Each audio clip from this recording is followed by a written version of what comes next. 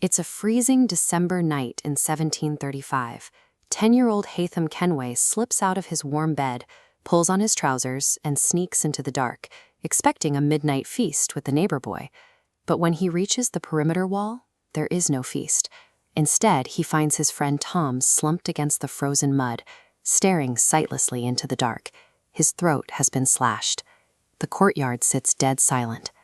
Then the stillness shatters. Suddenly, from inside Haytham's own home, glass explodes outwards, followed by the terrifying sound of his mother screaming. The lethal underworld Haytham's father had spent years hiding now crashed through the front door, ending the boy's sheltered life in a single violent stroke. On this antique map, Bloomsbury sits in the upper left. Here, Haytham grew up wrapped in luxury, isolated from the city's chaos. Tutors physically steered the boy away from the disease, poverty, and foul stench of the riverbanks. Yet his upbringing carried a strange, unspoken stigma. Whenever he tried to wave at the neighborhood girls, their nursemaids would quickly usher them away, casting deep glares of disapproval at the boy. Inside the home, the tension was equally thick. His older sister, Jenny, harbored a deep bitterness toward him, mocking his games and looking at him with open resentment. The Kenway household acted as a carefully engineered social vacuum, deliberately isolating young Haytham from both the elite society of the square and the reality of the streets. The first real crack in this facade came through a rusted gate. The neighbor boy, Tom, whispered to Haytham, asking if the dark rumors circulating about his father were true. When Haytham asked his sister what people were saying, Jenny revealed that Haytham was the only child in all of London receiving daily, dedicated instruction in lethal swordplay. His father, Edward Kenway, ran these private sessions.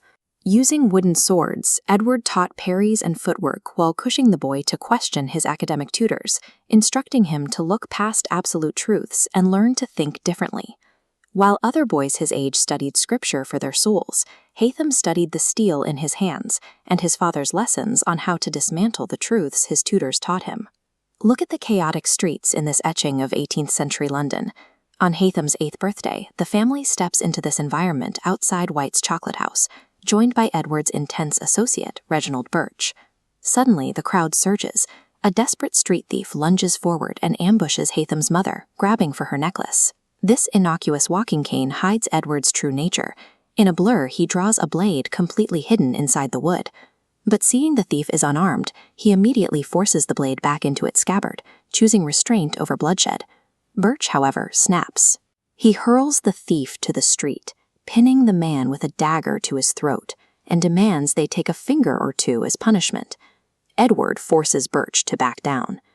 This ideological clash between a father's disciplined mercy and an associate's demand for vengeance exposes the lethal undercurrent driving their relationship.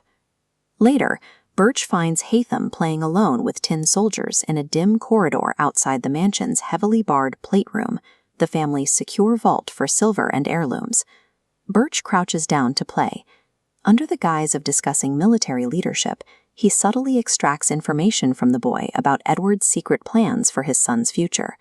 Seeking Birch's approval, the boy describes the exact location of his real steel sword, tucked behind the King James Bible in a compartment only he and his father were supposed to know about.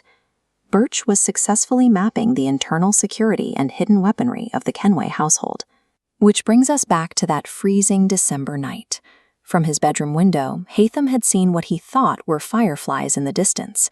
They were tactical light signals. A 5-man assassination squad had systematically breached the estate's perimeter. They cut the guard dog's throat to silence the alarms and executed young Tom at the gate. Guided by childish innocence, Haytham thought he was sneaking out for a snack. Instead, he walked directly into the path of a professional hit squad. The bubble of privilege burst in an instant. The secret underworld had mapped their target and finally arrived to claim the Kenways. Standing over his murdered friend, listening to his mother's screams echo across the courtyard, every natural instinct in the young boy's mind demands that he run away into the dark. But he ignores the terror. Haytham pivots and sprints straight toward the burning mansion and the attackers inside. He knows exactly where the King James Bible sits on the shelf. He knows how to unlock the hidden compartment. In this moment, he finally finds the steel in his heart required to wield this small sword. The rigorous lessons Edward Kenway instilled in his son took hold the moment the house began to burn. In the ruins of his childhood, Haytham emerged as the lethal operative his father had been building all along.